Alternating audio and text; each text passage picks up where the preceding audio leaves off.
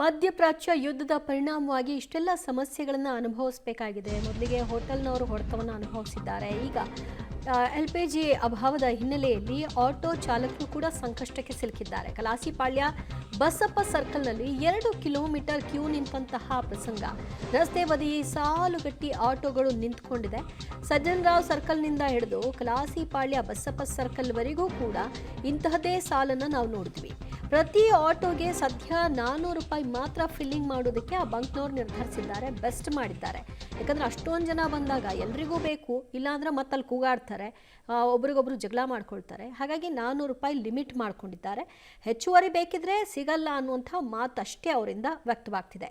ರಾತ್ರಿಯಿಂದ ಕಾದು ಸುಸ್ತು ಆಗಿದ್ದೀವಿ ಅಂತ ಚಾಲಕರು ಒಂದು ಕಡೆ ಹೇಳ್ಕೊಳ್ತಾರೆ.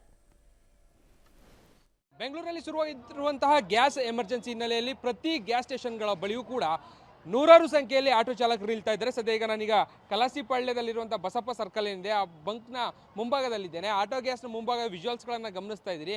ಆಟೋ ಬಂಕ್ನಲ್ಲಿ ಏನು ಗ್ಯಾಸ್ ಬಂಕ್ನಲ್ಲಿ ಗ್ಯಾಸ್ ಸಿಗ್ತಾ ಇದೆ ಅಂತ ಗೊತ್ತಾಗ್ತಾ ಇದ್ದಾಗೇನೆ ಆಟೋ ಚಾಲಕರು ಮುಗಿಬಿದ್ದು ಬಂಕ್ಗೆ ಬರುವಂಥದ್ದು ಕಾರಣ ಸಿಗ್ತಾ ಇದೆ.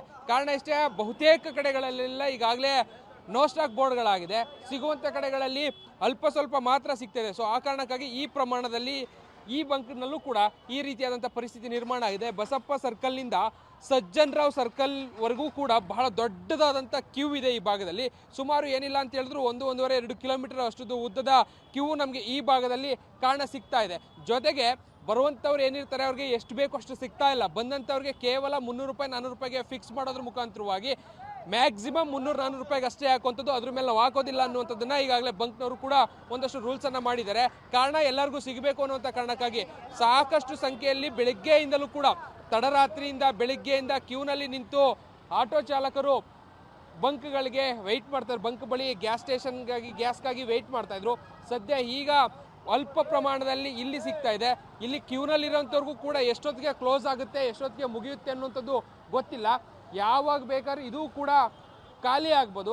ಖಾಲಿ ಆಗೋದಕ್ಕಿಂತ ಮುನ್ನ ಹಾಕ್ಸ್ಕೊಳ್ಳೋಣ ಅನ್ನುವಂಥದ್ದು ಚಾಲಕರಿದ್ದಾರೆ. ಮಾತನಾಡಿಸ್ತೇನೆ. ಸರ್, ಎಷ್ಟೊತ್ತಿಂದ ವೆಯ್ಟ್ ಮಾಡ್ತಾ ಇದ್ದೀರಿ?